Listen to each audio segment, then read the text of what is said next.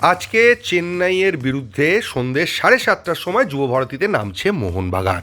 আজকের ম্যাচটা কিন্তু যতদূর খবর পাওয়া যাচ্ছে মোহনবাগান একটু অন্য অ্যাপ্রোচে খেলতে চলেছে, কারণ মোহনবাগান এটা বুঝতে পারছে যে শুধু ম্যাচ জেতাটাই এখানে চ্যাম্পিয়ন করতে সাহায্য করবে না, গোল পার্থক্যটাও একটা বড় ফ্যাক্টর হতে চলেছে।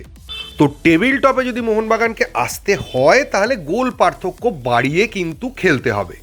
তো স্বাভাবিকভাবেই গোল পার্থক্য বাড়ানো বা বেশি গোল করার তাগিদে যখন কোনো টিম নামে তখন তাদের মেন অ্যাপ্রোচটা হয় অ্যাটাকিং। আগের দিনও মোহনবাগান একটা অ্যাটাকিং ফরমেশন নিয়ে নেমেছিল, কিন্তু সেই ফরমেশনটা যেরকমভাবে অ্যাটাকিং, খেলার মধ্যে সেই ধরনের অ্যাটাকিং মেন্টালিটিও দেখা যায়নি বা গোলের সেরকম সুযোগ অত তৈরি করতে পারেনি মোহনবাগান। তো আজকের ম্যাচে এটা কিন্তু একটা বড় চ্যালেঞ্জ হতে চলেছে। এবং এবারের আইএসএলে প্রত্যেকটা ম্যাচ গুরুত্বপূর্ণ, প্রত্যেকটা ম্যাচ তো প্রায় জিততেই হবে, এইরকম একটা মানসিকতা নিয়েই খেলতে হবে। এবং এখন দেখা যাচ্ছে শুধু জিতলেই হবে না, মানে গোল পার্থক্যটাও একটা বড় ফ্যাক্টর হয়ে দাঁড়াবে টুর্নামেন্টের শেষে। এবং চেন্নাইয়ের খেলা দেখে আমার ব্যক্তিগতভাবে মনে হয়েছে চেন্নাই কিন্তু ম্যাচটা জেতার জন্যই আজকে খেলবে। ওদের দিক থেকেও কিন্তু একটা অ্যাটাকিং ফরমেশন এবং অ্যাটাকিং মেন্টালিটি থাকবে বলে আমার ধারণা।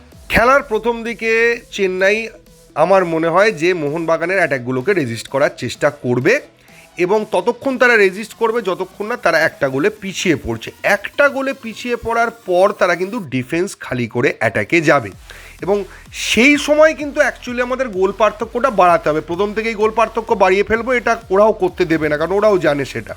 ফলে প্রথম গোল পাওয়াটা মোহনবাগানের কাছে একটা বড় চ্যালেঞ্জ হতে চলেছে এবং সেই গোলটা পেয়ে গেলে আশা করি মোহনবাগানের কাছে খেলাটা অনেকটা ইজি হয়ে যাবে। তবে এটাও বলে রাখা দরকার, যদি আপনি নিরপেক্ষভাবে মোহনবাগান সমর্থক বা মোহনবাগানের প্রতি আপনার যে দুর্বলতা সেইটাকে যদি একটু দূরে সরিয়ে রাখেন এবং আগের দিনের খেলার নিরিখে বিচার করেন আর সেই খেলাটাই যদি মোহনবাগান আজকে খেলে তাহলে কিন্তু চাপ আছে বলে আমার অন্তত মনে হচ্ছে।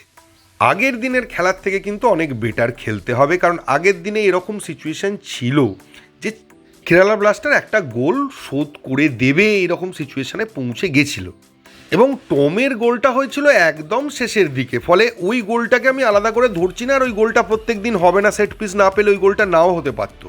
তাই ওই একটা গোলে এগিয়ে থেকে কিন্তু কোনো লাভ হবে না, শেষ মুহূর্তে যদি সেটা শোধ হয়ে যায় পয়েন্ট লুজ হবে এবং পয়েন্ট লুজ হলে কিন্তু মোহনবাগান চাপে পড়ে যাবে পরবর্তী ম্যাচগুলোতে। তো মোহনবাগান প্লেয়ারদের চেষ্টা থাকবে অ্যাটাকিং খেলার, গোল পার্থক্য বাড়িয়ে নেওয়ার। কোচও সেইভাবেই তাদেরকে ট্রেনিং করিয়েছেন, সেইভাবে সেই প্ল্যানিং নিয়েই নামাবেন।